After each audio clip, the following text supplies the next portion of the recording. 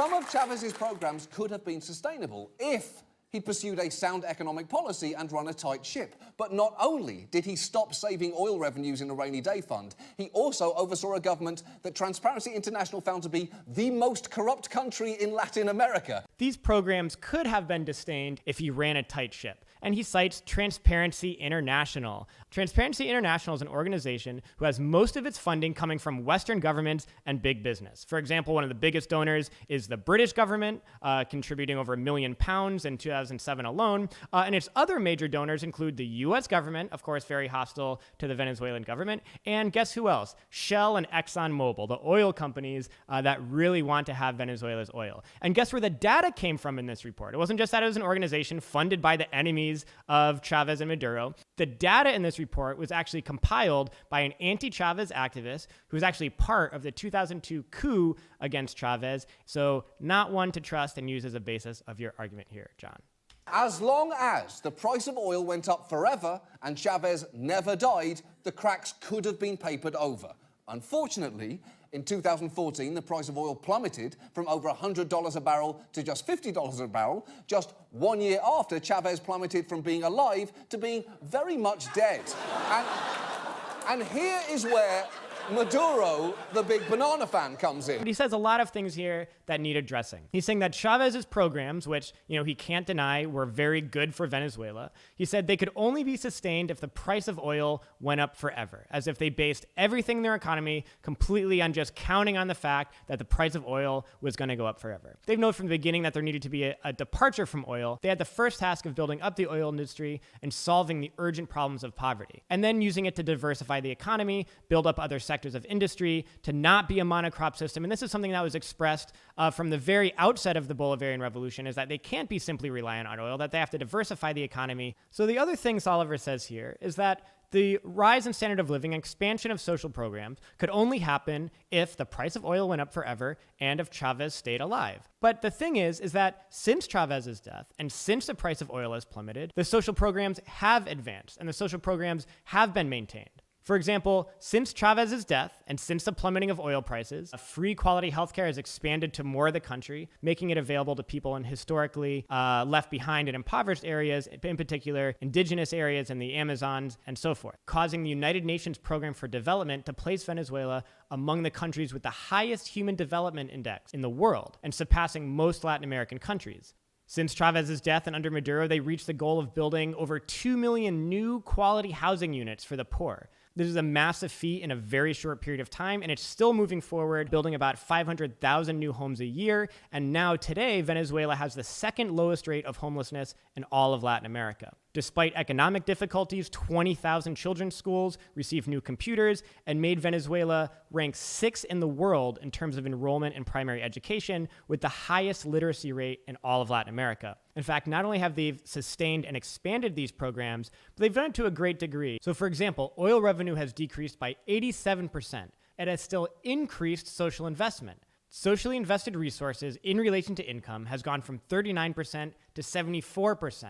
It's easy to see why Maduro has pissed people off, because he has managed Venezuela's economic crisis in the worst possible way. He's doubled down on many of Chavez's most unsound policies, like unrealistic currency and price controls, while attempting to make up for missing revenue by simply creating more money. And as a result, inflation has exploded. And inflation is just one of many reasons why many Venezuelans are struggling to find or even afford basic necessities like medicine or food. And those shortages have had some terrible consequences. Well, if that's just one of many reasons, what are the other reasons?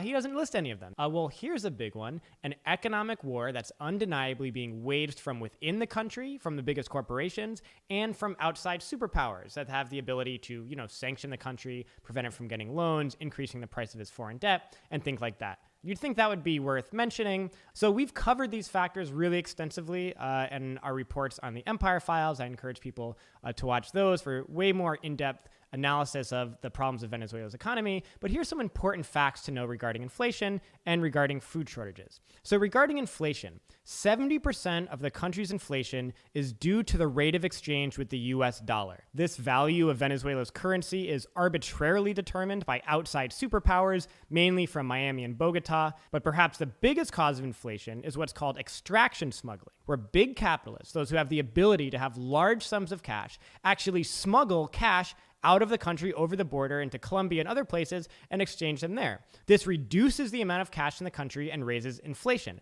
In addition to smuggling out cash to cause inflation, there's a huge amount of extraction smuggling of food products. In fact, 40% of products in the country are estimated to leave the country through extraction smuggling. And of course, these are things that are known to be tactics of big business owners in the country, opposition politicians, and the US government to intentionally cause inflation. But of course, that isn't mentioned here in the report. Regarding food shortages, I mean, this is the number one thing we see, of course, the empty shelves on every single major media outlet. I did not see empty shelves anywhere. I saw a shortage of food, and I think if you are honest about Venezuela, you will acknowledge this fact. There is not a generalized shortage of food. There is a shortage of particular food products. And what do all those products have in common? Well, they're the ones that are produced and distributed by the biggest corporations and monopolies in the country who are literally part of the political movement to oust the government. For example, 8 of the main items in Venezuela's food basket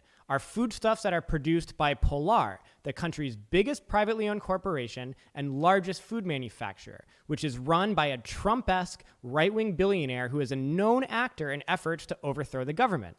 It's responsible for most of the country's butter, oil, and flour, which are the most consumed products among Venezuelans, and of course, the products that are of most in shortage.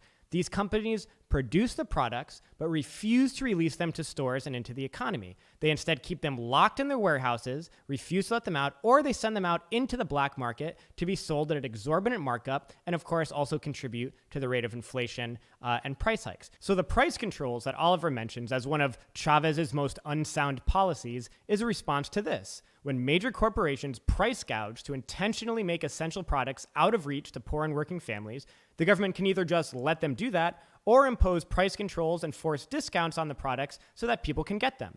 I'm sure the CEOs don't like that very much, but that's a debate for another time.